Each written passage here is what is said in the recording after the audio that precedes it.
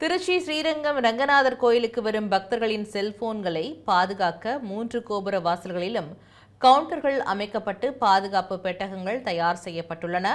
கூடுதல் தகவல்களை செய்தியாளர் தீபன் வழங்க கேட்கலாம். தீபன், மேற்கண்ட செய்தி குறித்து விரிவான தகவலை பகிருங்கள்.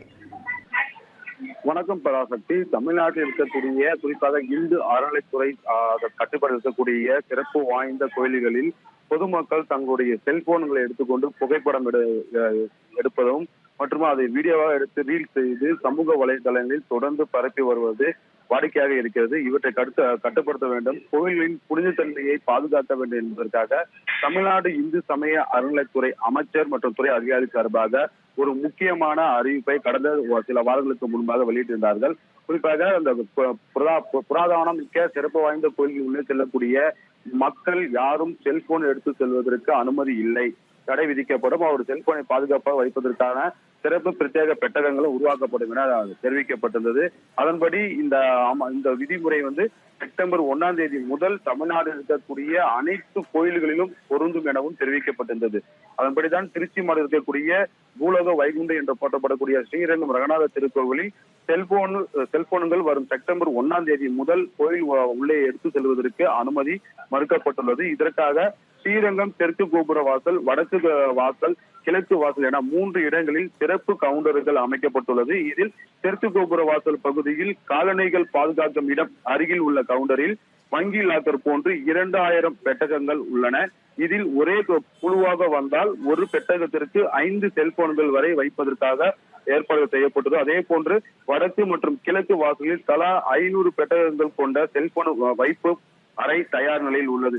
மொத்தமாக இந்த 3 கோபுர வாசலிலும் 3000 பெட்டகங்கள் ஒரே நேரத்தில் அதிகபட்சமாக 15000 செல்போன்கள் வரை வைத்து பாதுகாக்க முடியும் எனவும் தெரிவிக்கப்பட்டுள்ளது. அதே சமயம் இதற்கு ஒரு செல்போனுக்கு ரூபாய் கட்டணம் வசூலிக்கப்பட உள்ளதாகவும் அதிகாரி தரப்பில் தெரிவிக்கப்பட்டுள்ளது.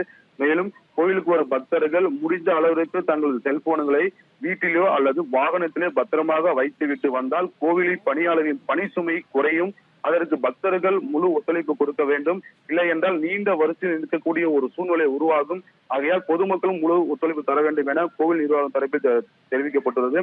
குறிப்பாக பக்தர்கள் தங்களது செல்போன்களை வழங்கும் போது மற்றும் திரும்ப பெற்றுக்கொள்ளும் போதும் எந்த விதமான குளறுபடியும் ஏற்படாத வகையில் தனி சாப்ட்வேர் உருவாக்கப்பட்டுள்ளது. இதன் மூலம் செல்போன் வழங்குபவர்களின் முகம் உள்ளிட்ட தனிப்பட்ட அடையாளங்களை பதிவு செய்யப்படும். இந்த சோதனை வரும் 25 முதல் அந்த அடிப்படையில் தொடர்ந்து சோதனை அந்த புதிய சாப்ட்வேர் சோதனை நடைபெறும். இதற்கும் பொதுமக்கள் முழுமையாக ஒத்துழைப்பு தர வேண்டும் எனவும் தெரிவிக்கப்பட்டது. அது மட்டும் இல்லாமல் ஸ்ரீரங்கம் ரங்கரங்கா கோபுரம் மற்றும் அந்த 3 கோபுர வாசலிலும் பெரிய பதாதைகள் வைக்கப்பட்டுள்ளது.